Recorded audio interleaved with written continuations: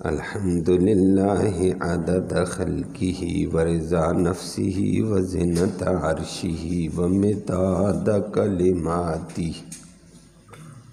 والصلاة والسلام علی صفوت رسلہ وخیر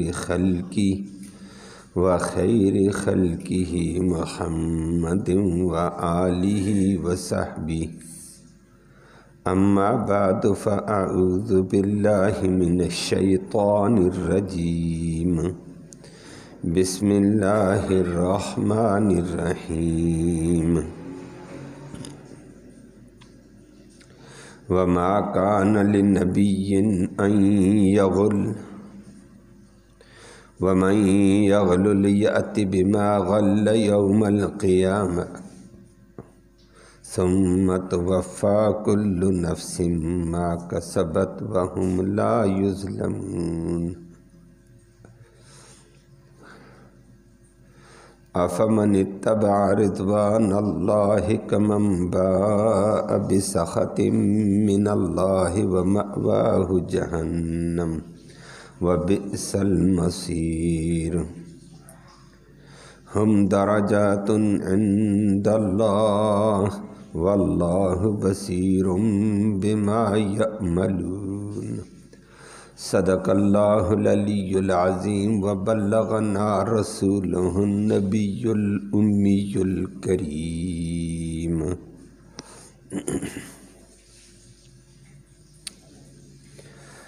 قابل صد تکریم معزز سامعین کرام،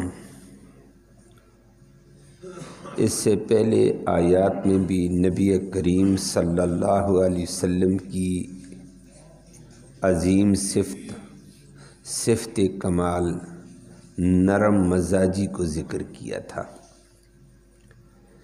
کہ اللہ کی عظیم رحمت سے نبی تجھے اللہ نے نرم مزاج نصیب کیا، فَبِمَا رَحْمَةٍ مِّنَ اللَّهِ لِنْتَ لَهُمْ، کہ اللہ کی بہت بڑی رحمت کے طفیل تجھے اللہ نے نرم بنا دیا۔ نرمی بڑی اچھی صفت ہے، گفتگو میں نرم مزاجی، معاملات میں نرم مزاجی، طور طریقوں میں نرم مزاجی اللہ نے نبی کو نصیب کی تھی، اللہ نے اس کا ذکر کیا۔ اور نبیوں کا بھی یہ وصف رہا ہے۔ موسیٰ علیہ السلام اور ہارون علیہ السلام کو جب فرعون کی طرف جابر سرکش غنڈے کی طرف بھیجا تھا تو فرمایا اس کی طرح جہالت کا انداز نہیں، فقولا لہو قولا لینا، آپ بھی جا کر نرم مزاجی سے بات کرنا، لعلہ یتذکر او یخشی، تاکہ یہ نرم مزاجی سے اگلا سن کر نصیحت پا لے گا یا کچھ نہ کچھ خوف خدا اس میں پیدا ہو جائے۔ تو یہ انبیاء کا وصف ہوتا ہے نرم مزاجی، اللہ ہمیں بھی نصیب فرمائے۔ آج اللہ نے اس صفت کے تفصیل کے بعد ایک اور نبی کی صفت کا ذکر کیا، اور وہ صفت یہ ذکر کی کہ نبی سب سے بڑا امانت دار، دیانت دار ہوتا ہے، کہ امانت کے اندر، دیانت کے اندر بال برابر بھی انبیاء کے کردار میں فرق نہیں ہوتا ہے۔ اعلیٰ درجے کے دیانت دار، اعلیٰ درجے کے امانت دار انبیاء ہوتے ہیں، اور پھر محمد کریم صلی اللہ علیہ وسلم بھی اعلیٰ درجے کا امانت دار ہے۔ اللہ نے اس امانت کے وصف کا ذکر کیا، اور پھر یہاں تو قرآن نے ذکر کیا ایک شبہ پیدا ہونے کی وجہ سے، وگرنہ نبی کی امانت اور دیانت عرب میں نبوت کے ملنے سے پہلے بھی مشہور تھی۔ نبی کریم صلی اللہ علیہ وسلم کو نبی مبعوث نہیں کیا، اس سے پہلے لوگ نبی کو امین، صادق کے القاب سے ملقب کر چکے تھے کہ عرب کے گرے پڑے معاشرے میں خیانت والے، بددیانت والے، لڑائی جھگڑے والے، فتنے فساد والے دور میں زبردست ایمانت والا بندہ ہے تو محمد بن عبداللہ ہے۔ اللہ نے اتنا اعلیٰ مقام دیا، سارے کافر مانتے تھے کہ بڑا امین ہے اور بڑا سچا بھی ہے۔ زبان پہ کبھی نادانستہ طور پر، غیر ارادی طور پر بھی جھوٹ نہیں آیا نبوت سے پہلے۔ یہ نبیوں کا ایک بلند مقام ہے، اسی لیے اللہ رب العالمین نے نبیوں کے لیے یہ اعلان کر دیا کہ نبی کی اتباع تم پہ لازم ہے، کہ نبی کے قول اور کردار میں، فعل میں ذرا برابر فرق نہیں ہوتا ہے، نہ جان بوجھ کر غلطی ہوتی ہے، نہ انجانے میں غلطی ہوتی ہے، نہ ارادے کے طور پر کبھی نبی جھوٹ بولے، نہ بغیر ارادے میں کبھی نبی کی زبان سے جھوٹ نکلے۔ تو ایسی پاکیزہ صاف زبان، صاف کردار، اندھے ہو کر آنکھیں بند کر کے اس کی غلامی اختیار کرو، کامیابی ہی کامیابی ہے۔ وَمَا أَرْسَلْنَا مِن رَّسُولٍ إِلَّا لِيُطَاعَ، کہ رسول کو ہم بھیجتے اس لیے کہ اس کی پوری پوری اطاعت کی جائے۔ یہ سوچ و فکر کی ضرورت نہیں یہ ہوگا اور وہ ہوگا۔ یہ زبردست لوگ ہوتے ہیں۔ اللہ رب العالمین سچے نبی کا ہم سب کو سچا پیروکار بنائے۔ تو آیت کریمہ میں اللہ نے آج اعلان کر کے فرمایا وَمَا كَانَ لِلنَّبِيٍّ أَن يَغُلَّ، کہ نبی کے لیے، اس نبی محمد صلی اللہ علیہ وسلم کے لیے نہیں، کسی نبی کے لیے بھی مناسب نہیں کہ وہ کبھی خیانت کر لے۔ نبی کی شان کے بھی مناسب نہیں ہے۔ یہ غلول سے، خیانت سے پاک ہوتے ہیں۔ اللہ نے گارنٹی دی قرآن میں سارے انبیاء کی، اور یہ اس وقت بات سامنے آ گئی تھی غزوہ بدر میں اچھا خاصا مال غنیمت صحابہ کرام کو، مسلمانوں کو ملا۔ ابو جہل کا لایا ہوا مال، متاع، اونٹ، سواریاں، اسلحہ، بڑا سامان ملا تھا۔ صحابہ نے جمع کیا، نبی کریم صلی اللہ علیہ وسلم کے حکم سے لڑائی کے لیے فاتح بن گئے، تو نبی نے فرمایا سارا مال ادھر جمع کرتے رہو، اللہ کے حکم کے مطابق بعد میں اس کو تقسیم کریں گے۔ تو اس میں ایک زبردست قسم کی اون کی چادر تھی، وہ لا کر رکھی تو تھی، اور ہر ایک دیکھتا بڑی قیمتی چادر ہے، کسی بڑے سرمایہ دار کی، جاگیردار کی ہوگی۔ چادر کو لاتے وقت لوگوں نے دیکھا، دیکھنے والوں نے دیکھا، بڑے خوش کی تھی، قیمتی چادر، لیکن بعد میں وہ مال غنیمت میں چادر نظر نہیں آئی۔ تو نگاہ ہر ایک کی تھی کہ اللہ کرے یہ چادر میرے حصے میں آئی، دوسرا کہتا ہے میرے حصے میں آئی۔ تقسیم کے وقت چادر نظر نہیں آئی ہے، غائب ہو گئی ہے۔ اب چادر ادھر ادھر ہوئی تو ایک آواز آ گئی ہے عوام کی طرف سے۔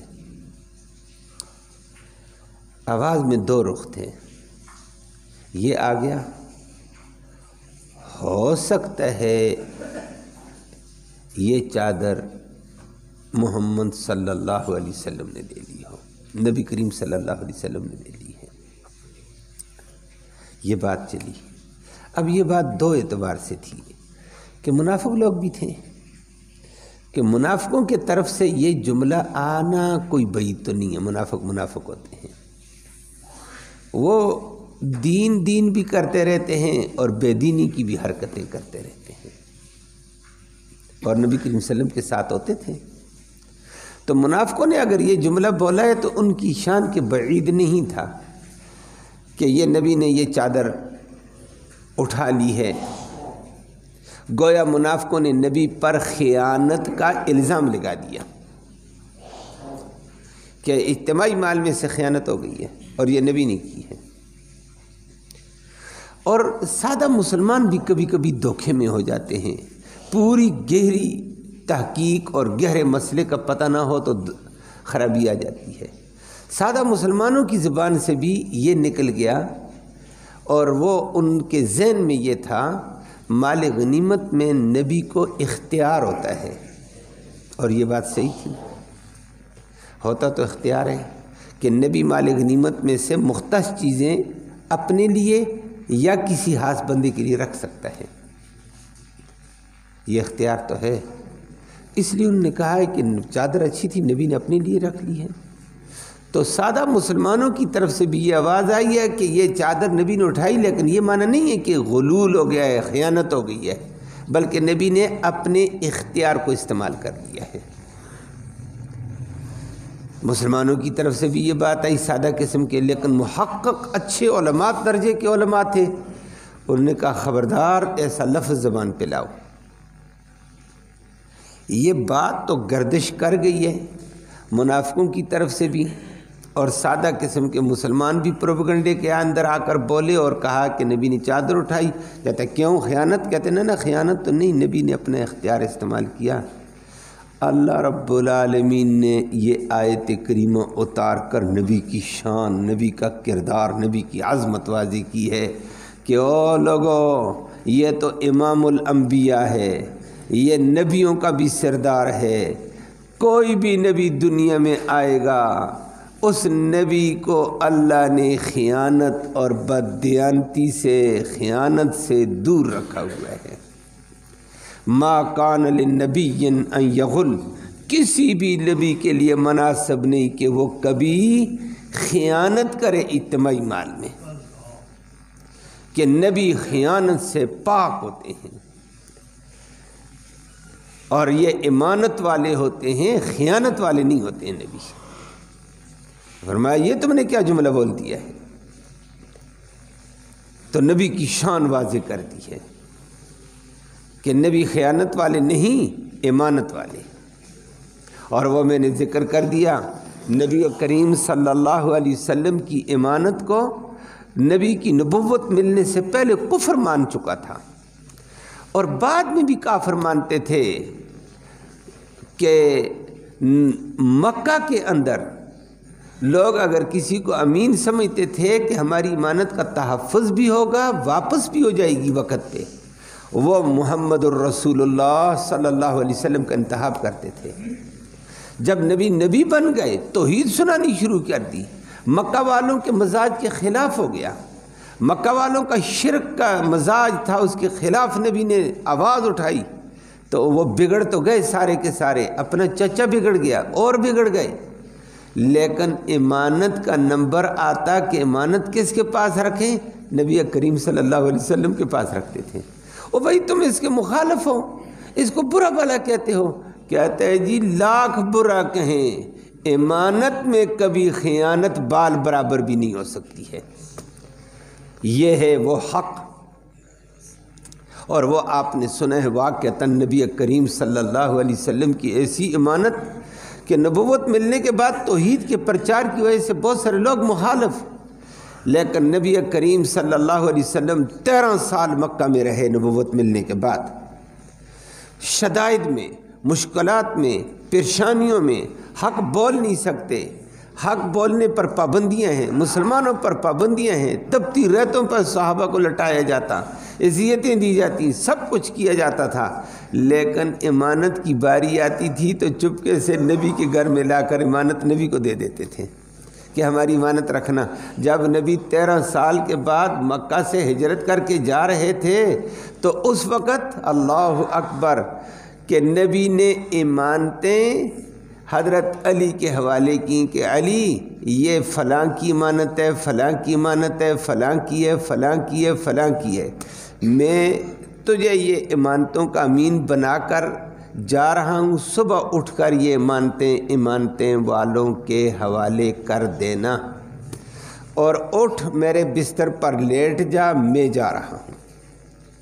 علی کو بھی نہیں پتہ نبی کدھر جا رہے ہیں، نہیں بتایا، صرف ابو بکر کو لیا اور نبی نکل گئے۔ نبی بکر کو بتا دیا تھا راج رات سفر کریں گے، ہجرت کریں گے، مکہ سے چھوڑیں گے، اللہ کا حکم آ گیا۔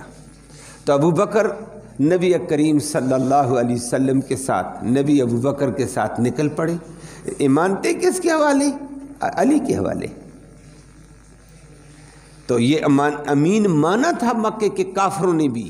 یہ ہے اسلام کا اور نبیوں کا عظیم وہ کردار کہ مخالف بھی اس بات کا اقرار کر لے کہ واقعتاً سچائی اس کا نام ہے، امانت اور دیانت اس کا نام ہے۔ اللہ ہمیں بھی یہ چیز نصیب فرمائے۔ آج مسلمان اس کردار سے محروم ہوتا نظر آ رہا ہے۔ امانت نام کی چیز ہی نہیں ہے، اور وہ نبی کریم صلی اللہ علیہ وسلم کی وہ حدیث نظر آ جاتی ہے، ایک دور آئے گا، کلمے کے طور پر زبانی کلمہ ہوگا لیکن دل کے اندر گہرائی میں ایمان نہیں ہوگا۔ امانت کے لیے لوگ بندے تلاش کریں گے، میں امانت کس کے پاس رکھوں جو مجھے بر وقت محفوظ مل جائے۔ کہتا ہے بندہ دور دور تک نظر نہیں آئے گا۔ اللہ ہمیں محفوظ فرمائے، اور وہ قیامت کی علامتوں میں سے ہوگا۔ آج مسلمانوں کا یہ حال ہے، کفر اپنی جگہ اور مسلمان بیچارہ کردار میں کمزور جا رہا ہے۔ اللہ مسلمانوں کو نبی کریم صلی اللہ علیہ وسلم کا سچا پیروکار بنائے۔ تو اللہ نے نبی کی شان بازی کی ہے اور فرما دیا ہے کہ امانت میں خیانت نہ کرنا۔ خیانت کر دی تو اگلا جملہ آیت کریمہ میں اللہ نے پھر اس کا بھی ذکر کیا، وَمَن يَغْلُلْ يَأْتِ بِمَا غَلَّ يَوْمَ الْقِيَامَةِ، جو خیانت کرے گا کسی کے مال میں، اجتماعی مال میں، غلول خیانت اجتماعی مال کو غلول کہا جاتا، اس میں خیانت ہو تو فرمایا جو بھی خیانت کرے گا اجتماعی مال میں سے، غلّ یغلل یأتی بما غلّ، وہ خیانت والی چیز کو قیامت کے دن کندھے پر اٹھائے ہوئے حشر کے میدان میں آئے گا۔ سنیے ساری دیکھے گی، اور وہاں ثم توفی کل نفس ما کسبت، ہر نفس کو اس کے کیے کا بدلہ پورا پورا دیا جائے گا، وہم لا یظلمون، اور ذرا برابر بھی ظلم نہیں ہوگا۔ اللہ ہمیں وہاں کی رسوائی سے، شرمندگی سے بچائے۔ ادھر دنیا میں تو کہتے ہیں مال آ گیا، چلو جی مال آ گیا، سمیٹو سمیٹو، لیکن قیامت کے دن سارا کندھوں پہ اٹھایا ہوا ساری دنیا دیکھے گی۔ اللہ ہم سب کو محفوظ فرما۔ اللہ ہم سب کو اس بددیانتی والے ایک غلط بیماری سے سارے معاشرے کو اللہ محفوظ فرمائے۔ ارباب اقتدار سے لے کر نیچے تک اللہ سب کی حفاظت فرمائے۔ سنتیں ادا کیجیے۔